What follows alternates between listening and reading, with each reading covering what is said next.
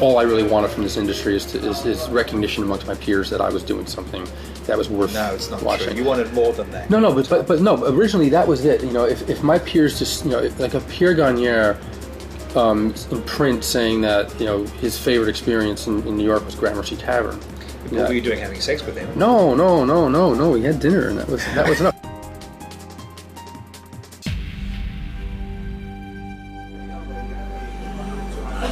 This restaurant is dedicated to the craftsmanship of cooking, not so much the artistry of cooking. We're sourcing the best products that we can find and doing very little to them. We're cooking them the best that we can and not embellishing them at all. So if you order a piece of braised fish here, braised halibut, you get braised halibut, that's it.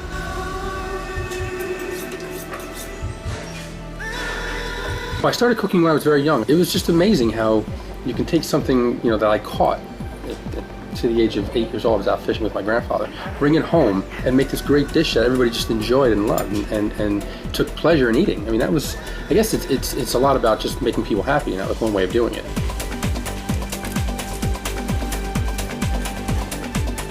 Contemporary cooking is a fresh approach to handling food, not trying to mask ingredients, but trying to enhance ingredients, also sourcing the best possible ingredient that you can find. Between Pennsylvania, New York State, New Jersey, Long Island, there's just a tremendous amount of produce being grown.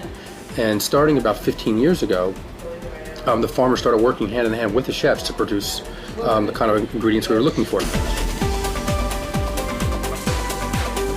I worked for Michel Bras 12 years ago, and I remember seeing all these wonderful things that he would find and forage for, and then coming back to the States and finding it here in our green markets. The stuff's here.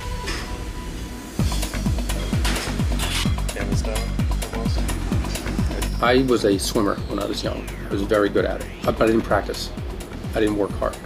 And by the time I was a senior in high school, all the kids that I beat, you know, throughout my career, they were beating me. And I made a promise to myself that if I ever found something I was very good at, that I would really push it and work at it. And I found that cooking came very easy to me. I would read everything I could get my hands on. I mean, I was able to recite from Repertoire de la Cuisine and just know all these classical dishes. I can't do it anymore, I don't remember them, but I also practiced. I would go home and buy, you know, celery and just practice my knife skills. Throw the celery in the garbage, but just practice my knife skills to make sure I was quick and fast. I would.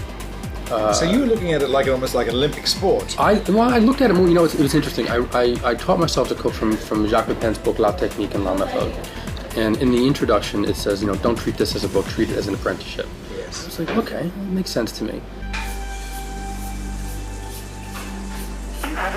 When you realised, of course, that you were that fanatical, didn't you go on the French gastronomical hippie trail to seek enlightenment from the guru chefs? I didn't. You know, there's also a practical side of doing that. I didn't have enough money, you know, socked away where I could just go off to France for a year at a time and work.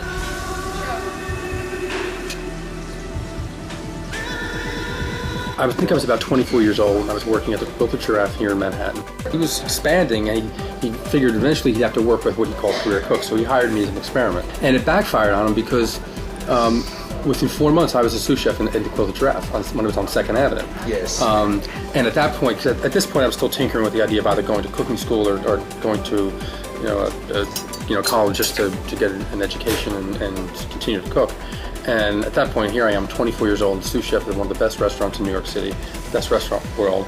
I'm not going anywhere, I'm staying right here.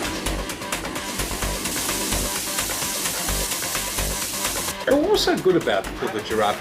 It was a mentality. There was a real, you know, sort of this cerebral approach to cooking there. Yes. And I think it showed because there wasn't a lot of soul on the plate. I think that's what was missing. Clear. However, the execution day in and day out, you knew that if someone was eating, you can pretty much set your watch by where they were in their meal. You know, they were given 2.5 hours to eat, and it happened all the time. You know, food, when the order came in, 10 minutes later, it was on the table. Yes. And it always was. And it was a well-run restaurant. It was and it was just wildly creative, and it was fun and whimsical, and I think it was everything that 80s dining needed to be.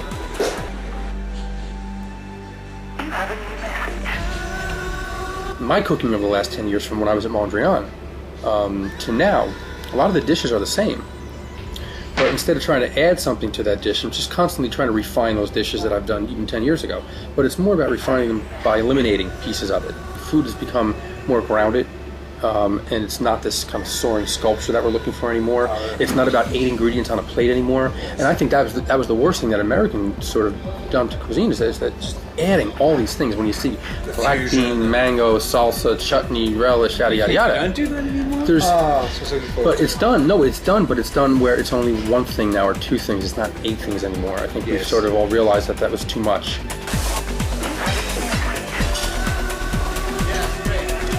You're also running both the Grammercy and here. The opportunity came up with a space around the corner was available. I looked at my food over the last 15 years and noticed that over time it's become more simple. It's become more stripped down, a little more focused. I looked into the future and said, what would I do? And it became more and more about the ingredients, more about the focusing on just the single ingredients and not creating a dish. And so that's what I did.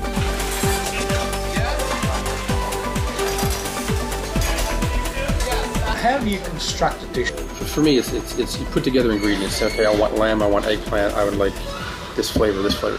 Now, how do you put that into the dish? You'll find that balance through the process of cooking. For instance, are we going to, what cut of lamb we're going to use? Are we going to use a rack? Are we going to use a loin? Are we going to use a shoulder or a leg? Are we going to roast it? Are we going to braise it? Are we going to grill it? How are we going to, if we're introducing eggplant to that dish, how are we going to do it? You have an eggplant. There's so many different ways to skin that eggplant and deal with it. How do we want to best sort of introduce that ingredient to the dish? I like contrast. I like juxtaposition. I like something that's a little startling on a palate, but not too startling. Something that's not going to.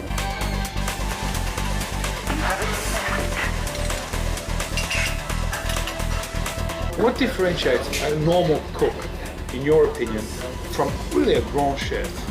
Being able to just time and time again, over time, produce something. It's about staying power. It's not about being a flash in the pan. I think it is.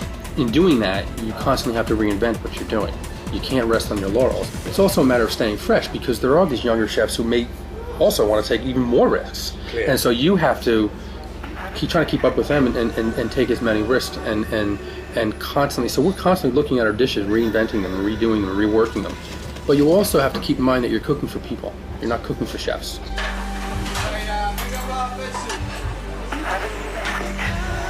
Tell me, why aren't you talking with a French accent? Why aren't I don't have one. Why aren't you aloof? Why aren't you a little bit edgy? Why aren't you like? I'm from Elizabeth, New Jersey. It's a blue-collar working city, and that's where I grew up. And it's so tough to make you look good on television if you don't help yourself, son. I guess there are people that do that, but I why are you interviewing me then?